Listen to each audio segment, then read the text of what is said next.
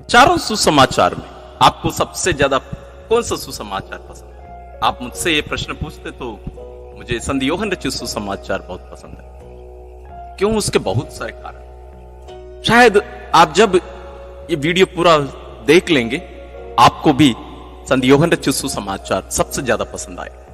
कारण सब मैं अभी बताना नहीं चाहूंगा, आप ये वीडियो पूरा देखिएगा।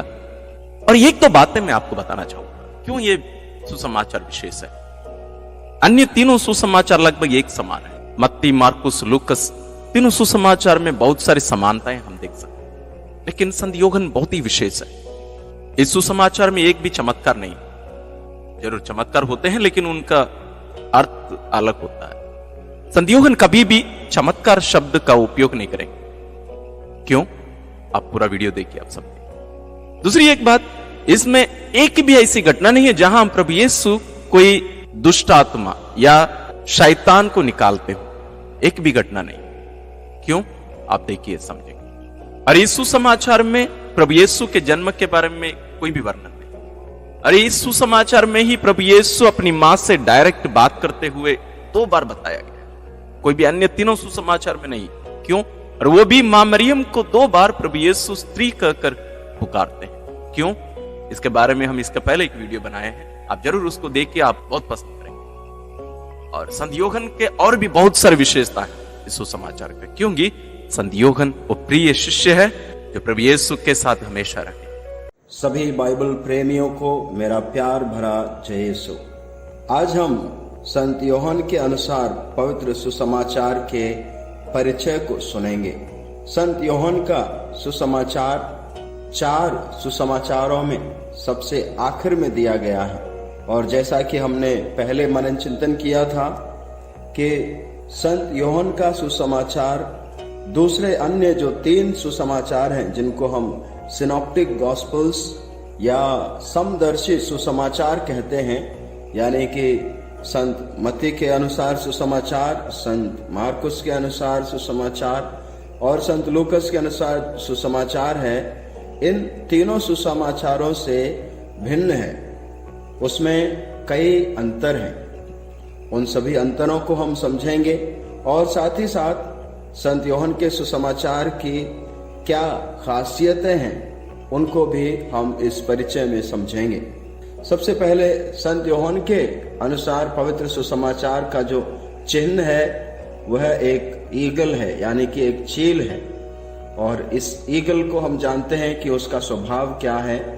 वह ऊंचे आसमान में उड़ान भरता है और ऊपर से ही तेज दृष्टि रखता है। नीचे क्या हो रहा है पूरा वहीं ऊपर से क्लियर देख सकता है। अर्थात संत यूहन्ना का जो सुसमाचार है उसकी खासियत यह है कि उसकी जो शिक्षाएं हैं, उसका जो सब्जेक्ट मैटर है या कंटेंट है, वो ऐसा लगता है कि आम लोगों की सोच से थोड़ा और ऊपर है। लेकिन व्यक्तिगत रूप से अगर मैं कहूं तो इसका अर्थ यह है कि संत यूहन्ना अपने सुसमाचार की शुरुआत प्रभु यीशु के पूर्व में ही अस्तित्व के से शुरू होता है। यानी कि दूसरे सुसमाचार प्रभु यीशु के जन्म के बाद की स्टोरी बताते हैं या जन्म के बाद की कहानियों का विवरण देते हैं, लेकिन संत यूहन्ना का सुसमाचार प्रभु यीशु के इस पृथ्वी पर आने से पहले से ही शुरू, यानी कि आदि से शुरू होता है। आदि में शब्द था, शब्द ईश्वर के साथ था, शब्द ईश्वर था। यानी कि संत यूहन्ना का सुसमाचार एक ऐसा सुसमाचार है जो उन तीनों सुसमाचारों से इस बात से भिन्न है क्योंकि ये और पहले से शुरू होता है, प्रभु यीशु की पृथ्वी के जीवन से भी पहले से शुरू होता है। तो इस सुसमाचार में क्या विशेषताएं हैं या क्या खासियत हैं जो हमें ये संकेत देते हैं कि यह सुसमाचार दूसरे अन्य सुसमाचारों से अलग है। सबसे पहले तो ये कि दूसरे जो तीनों समदर्शी सुसमाचार हैं उनमें जो चमत्कार हैं उनको चमत्कार कहते हैं, यानी कि मिरेकल्स कहते हैं। इंग्लिश में मिरेकल्स और हिंदी में चमत्कार, महान कार्य जो किए प्रभु ने। लेकिन संत यूहन्ना के सुसमाचार में उनको चमत्कार नहीं बल्कि एक चिन्ह या संकेत कहते हैं। सो प्रभु यीशु चमत्कार नहीं करते बल्कि एक चिन्ह दिखाते हैं, एक संकेत दिखाते हैं। किस चीज का संकेत? कि ईश्वर की महिमा की ओर संकेत करता है। ईश्वर की महिमा करना प्रभु यीशु का उद्देश्य था। पिता ईश्वर को महिमान्वित करना प्रभु यीशु का उद्देश्य था, और लोग प्रभु यीशु को भी जाने और उनकी महिमा करें और उनके द्वारा पिता ईश्वर की महिमा करें। तो उनके जो चमत्कार थे उनका उद्देश्य यही था, ईश्वर की महिमा की ओर इंगित करना। तो इसलिए उनको चिन्ह या संकेत कहते हैं, ना कि चमत्कार। जो चमत्कार समदर्शी सुसमाचारों और संत यूहन्ना के सुसमाचार दोनों में पाए जाते हैं, वे यूहन्ना की भाषा में महान चमत्कार जैसे नहीं प्रस्तुत किए जाते, यानी कि बढ़ा चढ़ाकर उनके बारे में नहीं बताया जाता, बल्कि प्रभु यीशु बहुत महान कार्य भी कर रहे हैं तो भी संत यूहन्ना के सुसमाचार की भाषा ऐसी है कि वो उसको साधारण रूप से दर्शाते हैं। संत यूहन्ना के सुसमाचार में अबदूतग्रस्त लोगों का एक भी चमत्कार नहीं है, यानी कि दूसरे जो सुसमाचार है, विशेष रूप से संत मार्कुस के सुसमाचार में हम देखते हैं कि बहुत सारे ऐसे चमत्कार हैं जो अबदूतग्रस्तों से संबंधित हैं, लेकिन संत यूहन्ना के सुसमाचार में कोई भी दुरात्मा से ग्रसित व्यक्ति या अबदूतग्रस्त व्यक्ति उसके बारे में बिल्कुल भी नहीं सुनते, जबकि संत मार्कुस में बहुत सुनते हैं। उदाहरण के लिए संत मार्कुस के पहले अध्याय के 23वें पद में है कफरनहूम का अबदूतग्रस्त, उसके बारे में विवरण है। और संत मार्कुस के ही सुसमाचार के पहले अध्याय के 34वें पद में उसमें लिखा है कि प्रभु ने बहुत से अबदूतों को निकाला। तीसरे अध्याय के 11वें पद में अशुद्ध आत्माएं प्रभु को दंडवत करते हैं और चिल्लाते हैं, उनको पहचान लेते हैं, उनके बारे में चिल्लाते हैं। 5वें अध्याय के 2 पद में गिरोसा का अबदूतग्रस्त जो मकबरों में रहता था उसके बारे में विवरण है। 7वें अध्याय के 25वें पद में कनानी स्त्री की अबदूतग्रस्त पुत्री का विवरण है। 9वें अध्याय के 17वें पद में गूंगे अबदूत के वश में हुआ लड़का। ये सब अबदूतग्रस्तों के विवरण मिलते हैं, बहुतायत में मिलते हैं दूसरे सुसमाचारों में, जबकि संत यूहन्ना के सुसमाचार में एक भी ऐसी घटना नहीं मिलती जहां पर प्रभु अबदूतग्रस्त को चंगा करते हैं। तो ये एक विशेष अंतर है। और जैसा कि मैंने बताया कि संत यूहन्ना के सुसमाचार में वो चिन्ह या संकेत कहलाते हैं, और उसमें मुख्य रूप से ये चिन्ह हैं जिनको संत यूहन्ना विशेष रूप से बताते हैं। काना के विवाह में पानी को अंगूरी में बदलना, जो कि अध्याय 2 पद संख्या 1 से 11 में मिलता है। और दूसरा संकेत है पदाधिकारी के पुत्र को चंगा करना, 4 अध्याय के 46 पद से लेकर 54 पद तक। और 5000 लोगों को भोजन कराना, वो भी हमें संत यूहन्ना के सुसमाचार के 6वें अध्याय के 4 पद से लेकर 13 तक मिलता है। और अगला जो चिन्ह है या संकेत है वो है 38 वर्ष से बीमार व्यक्ति को प्रभु चंगाई प्रदान करते हैं। यह हमें संत यूहन्ना के 5वें अध्याय के पद संख्या 2 से 9 में मिलता है। जन्मांध को दृष्टिदान देना, अध्याय 9 पद संख्या 1 से 7। और लाजरुस को पुनर्जीवित करना, अध्याय 11 पद संख्या 1 से 44। तो ये जो 6 मुख्य रूप से संकेत हैं, इनमें से 3 गलीली में प्रकट किए जाते हैं और 3 यरूशलेम और बेथानी में।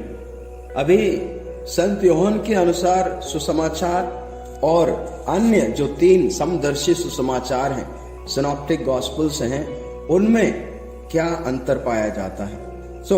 उनमें सबसे पहला अंतर है प्रभु यीशु का जो मिशन कार्यकाल है, यानी कि कितने समय तक प्रभु यीशु ने अपना मिशन कार्य किया, उसकी जो ड्यूरेशन है, तो कितने समय तक प्रभु यीशु ने किया, उसमें अंतर है। संत यूहन्ना के सुसमाचार के अनुसार प्रभु यीशु का जो कार्यकाल था वह करीब कम से कम 3 साल तो जरूर था, और कुछ लोग बोलते हैं कि 4 साल तक उसमें हमको संकेत मिलता है, और जिसमें कई बार प्रभु यीशु गलीली से यरूशलेम की ओर जाते हैं। लेकिन जो समदर्शी सुसमाचार हैं उनमें सिर्फ एक ही यात्रा के बारे में बताया है, यानी कि उनके अनुसार अगर हम देखें तो प्रभु यीशु का जो कार्यकाल था सिर्फ 1 ही साल का था। तो ये संत यूहन्ना के सुसमाचार में हमको अंतर मिलता है। जो सिनॉप्टिक गॉस्पेल्स या जो समदर्शी सुसमाचार हैं उनसे हटकर। और दूसरा जो अंतर है वो है समदर्शी सुसमाचारों में पाई जाने वाली बहुत सी बातें संत यूहन्ना ने शामिल नहीं की है। संत यूहन्ना जो है बहुत महत्वपूर्ण बातों को भी कभी कभी छोड़ देते हैं। पता नहीं, ऐसा लगता है कि इतनी जरूरी चीज संत यूहन्ना के सुसमाचार में क्यों नहीं है। उदाहरण के लिए प्रभु यीशु के बचपन के बारे में कुछ भी नहीं बताया गया है, या प्रभु यीशु के जो परीक्षा ली थी उसके बारे में कुछ नहीं बताया गया है। प्रभु यीशु के रूपांतरण के बारे में संत यूहन्ना के सुसमाचार में कुछ भी नहीं है, और जो अंतिम व्यालु के बारे में उसके बारे में भी ज्यादा नहीं है, और एक भी जो अपदूत ग्रस्तों को निकालने का एक भी घटना का विवरण नहीं है, और जो पर्वत पर प्रवचन है वो भी नहीं है जो कि संत मत्ती और लूकस में हमें मिलते हैं। और यहाँ तक कि जो हे पिता हमारे की प्रार्थना है वो भी संत यूहन्ना के सुसमाचार में नहीं मिलती है। और जो दृष्टांत हैं, एक भी दृष्टांत संत यूहन्ना के सुसमाचार में नहीं मिलता है, जो कि दूसरे अन्य तीनों समदर्शी सुसमाचारों में बहुतायत में मिलते हैं। और तीसरा जो अंतर है संत यूहन्ना के सुसमाचार में और समदर्शी सुसमाचारों में वो है ऐसी बहुत सारी बातें संत यूहन्ना ने शामिल की हैं जो दूसरे सुसमाचारों में नहीं है। तो उदाहरण के लिए संत यूहन्ना के सुसमाचार का अध्याय 2 से लेकर 4 तक जो भी मटेरियल है, जो भी घटनाएं, जो भी विवरण है, वो दूसरे सुसमाचारों में नहीं मिलते। प्रभु यीशु की जो गलीलिया के कार्यकाल है, गलीलिया में शुरुआत की कार्यकाल वो नहीं मिलता है, और जो लाजरुस को प्रभु यीशु पुनर्जीवित करते वो सिर्फ संत यूहन्ना के सुसमाचार में ही मिलता है। और समारी स्त्री का है, जो काना के विवाह में चमत्कार है, या प्रभु यीशु का जो विदाई का लंबा डिस्कोर्स है, लंबा प्रवचन है संत यूहन्ना के सुसमाचार में 13 से लेकर 17वें अध्याय तक है। तो ये सारी चीजें समदर्शी सुसमाचारों में नहीं मिलती हैं, लेकिन संत यूहन्ना के सुसमाचार में मिलती हैं। और चौथी जो खासियत है या अंतर है संत यूहन्ना के सुसमाचार में जो समदर्शी सुसमाचारों से, वो है संकेतों और बहुअर्थी शब्दों का प्रयोग करते हैं प्रभु, यानी कि चिन्ह देते हैं, संकेत देते हैं, और जो बोलते हैं उनकी डबल मीनिंग निकलती है कभी कभी। उदाहरण के लिए संत यूहन्ना दूसरे अध्याय के 25वें पद में शरीर और मंदिर के बारे में बताते हैं। तो शिष्य लोग गलतफहमी में रहते हैं, फिर बाद में उन्हें समझ में आता है कि वो तो अपने शरीर के बारे में बता रहे थे। उसी तरह से 7वें अध्याय के 37वें और 38वें पद में हम जल और आत्मा के बारे में पढ़ते हैं। 12वें अध्याय के 32वें पद में प्रभु यीशु को क्रूस पर उठाया जाना होगा, उसके बारे में। तो ये कभी कभी डबल मीनिंग जैसे शब्दों का इस्तेमाल करते हैं प्रभु यीशु संत यूहन्ना के सुसमाचार में। और अगला जो अंतर है, 5वां अंतर है, वो है कि गलत फहमी वाले कथनों का उपयोग करते हैं। यानी कि प्रभु यीशु कुछ बताते हैं और उसको जो भी लोग सुन रहे हैं वो उसको ढंग से समझ नहीं पाते, फिर वो सवाल करते हैं या गलत उसका अर्थ बताते हैं, फिर प्रभु यीशु उसको और विस्तार से समझाते हैं। उदाहरण के लिए संत यूहन्ना के सुसमाचार के 3रे अध्याय में निकोदेमुस प्रभु यीशु के पास आता है और प्रभु यीशु उसको नए दोबारा जन्म लेने के बारे में बताते हैं। तो निकोदेमुस उसको गलत समझ बैठता है और बोलता है कि कैसे हम फिर से अपनी माता के गर्भ में जा सकते हैं। तो प्रभु यीशु फिर उन्हें विस्तार से समझाते हैं। उसी तरह से 4थे अध्याय में जो समारी स्त्री है, पानी भरने के लिए आई थी, तो प्रभु यीशु उनसे कहते हैं कि मैं तुम्हें जीवन जल प्रदान करूंगा। तो वो सोचती है, वो उनको गलत समझ लेती है और बोलती है कि आपके पास ना तो कोई बर्तन है, बाल्टी है, फिर आप कैसे मुझे वो जल देंगे। तो फिर प्रभु यीशु उसको और विस्तार से समझाते हैं। तो ये खासियत संत यूहन्ना के सुसमाचार में पाई जाती है।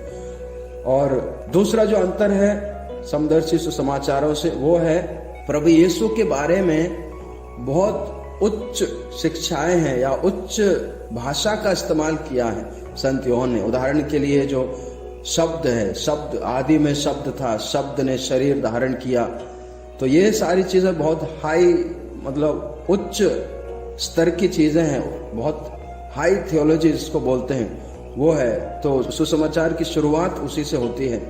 और उसके अलावा संत यूहन्ना के सुसमाचार में प्रभु यीशु कई बार अपनी पहचान बताते हैं कि मैं वो हूँ, मैं भला चरवाहा हूँ, मैं दाखलता हूँ, तुम डालियां हो।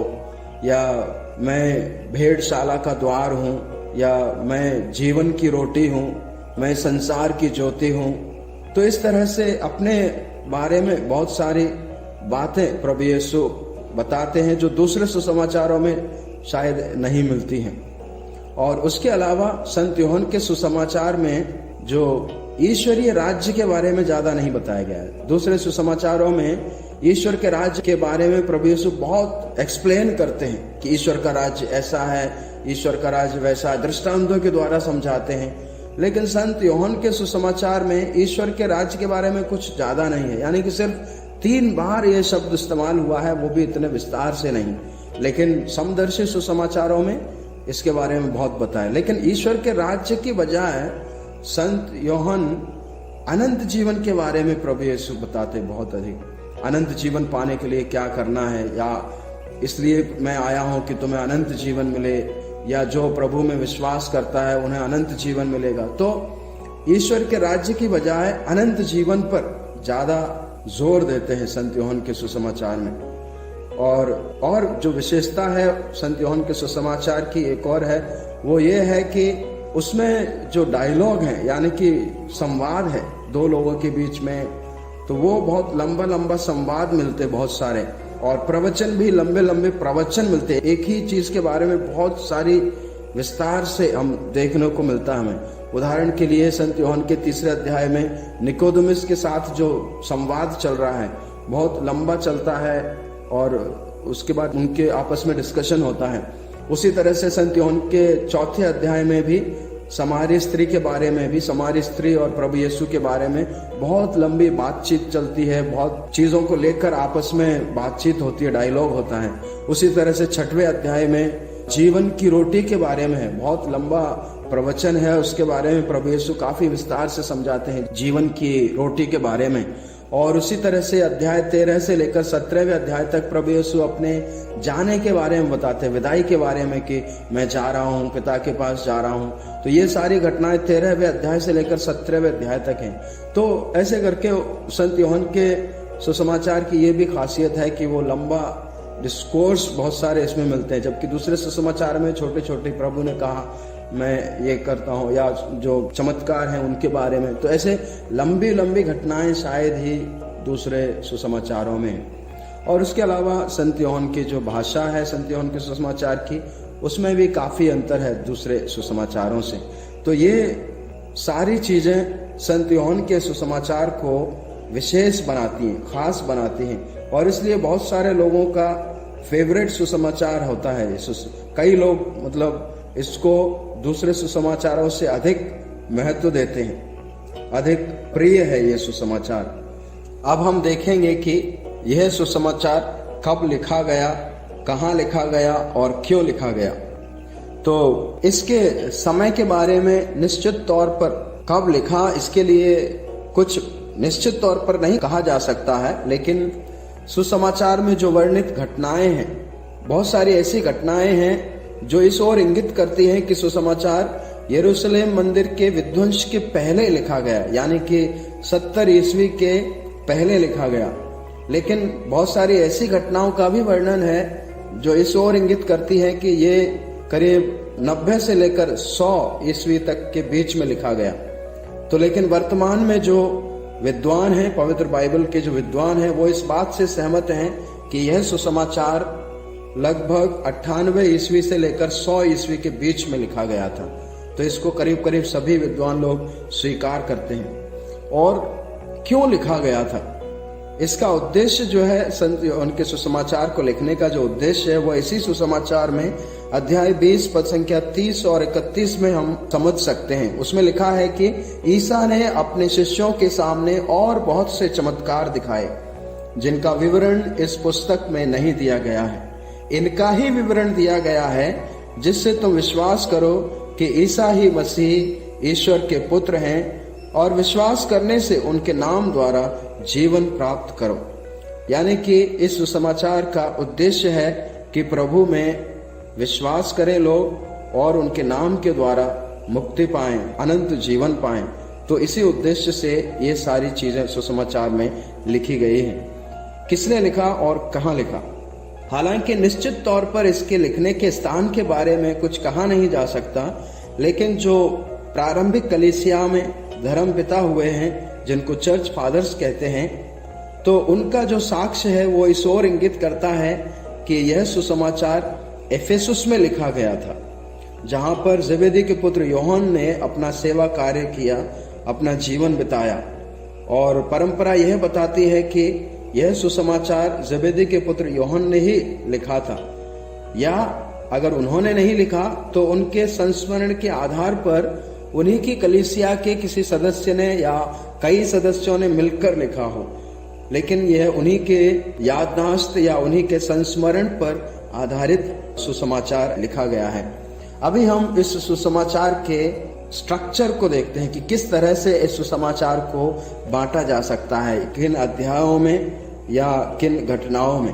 तो संत यूहन्ना के सुसमाचार में हम जानते हैं कि कुल 21 अध्याय हैं।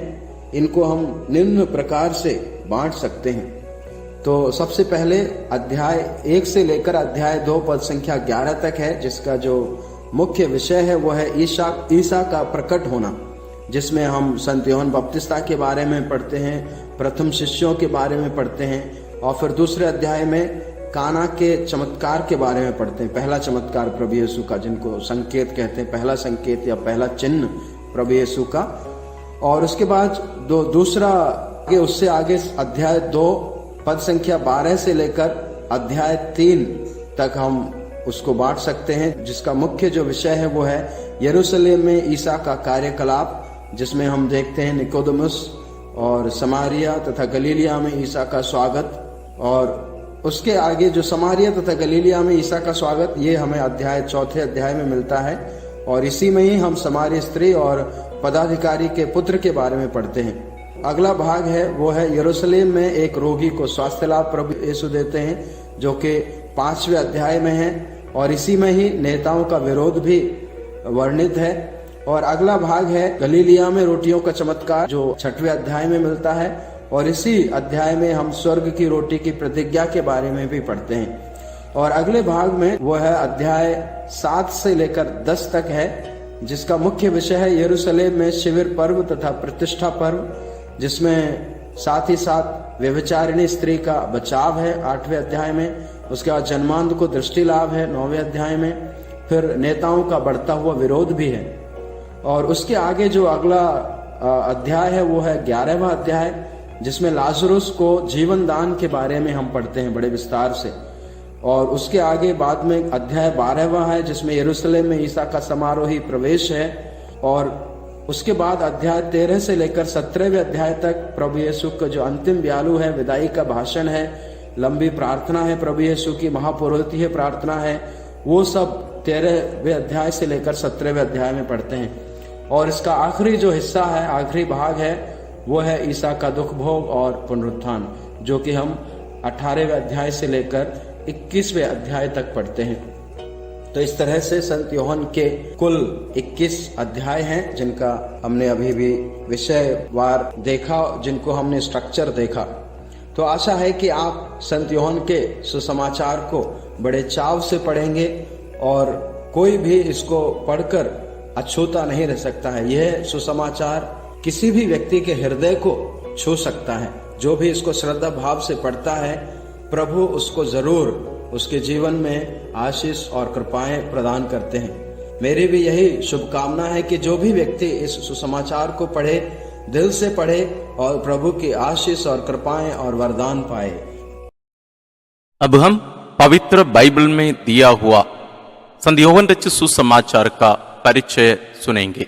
संत यूहन्ना जेबेदी तथा सलोमी के पुत्र और संत याकूब के भाई थे। वे प्रेरित और ईसा के प्रिय शिष्य थे। वो संभवतः सन 69 ईस्वी में फिलिस्तीन छोड़कर एशिया माइनर के एफेसस नामक नगर आए। बहुत संभव है कि उनका देहांत सन 98-99 ईस्वी में हुआ हो। अन्य सुसमाचारों की मूल बातें उनके सुसमाचार में भी मिलती हैं, जैसे यूहन्ना बपतिस्ता का साक्ष्य, ईसा के चमत्कार तथा प्रवचन, उनका दुख भोग तथा पुनरुत्थान। किंतु संत योहन समझते हैं कि उनके पाठक अन्य सुसमाचारों से परिचित हैं। यही कारण है कि वे प्रायः उनमें दी गई सामग्री छोड़कर नई घटनाओं का वर्णन करते हैं। उनके समय तक ईसा के विषय में भ्रांत धारणाओं का प्रचलन होने लगा था। इसलिए संत योहन का उद्देश्य यह प्रमाणित करना है कि ईसा ईश्वर के पुत्र हैं। वो त्रिएक ईश्वर के द्वितीय व्यक्ति हैं। शब्द ने शरीर धारण कर हमारे बीच निवास किया। अध्याय 1 पद संख्या 14। वे मनुष्य भी हैं और ईश्वर भी। उन्होंने मनुष्यों के पापों का प्रायश्चित कर उन्हें नवजीवन प्रदान किया है। इस उद्देश्य को दृष्टि में रखकर वो अपेक्षाकृत कम घटनाओं का वर्णन करते हैं, किंतु उनका गूढ़ अर्थ स्पष्ट करने का प्रयास करते हैं। रोटियों के चमत्कार के वर्णन के बाद वे स्वर्ग की रोटी के विषय में ईसा का भाषण प्रस्तुत करते हैं। ईसा जन्मांध को दृष्टि प्रदान करने से पहले कहते हैं, संसार की ज्योति मैं हूं। और लाजरुस को पुनर्जीवित करने के पहले पुनरुत्थान और जीवन मैं हूं। अध्याय 11 पद संख्या 25। इस सुसमाचार की एक अन्य विशेषता यह है कि इसमें वर्णित अधिकांश घटनाओं का स्थान यहूदिया तथा यरूशलेम है।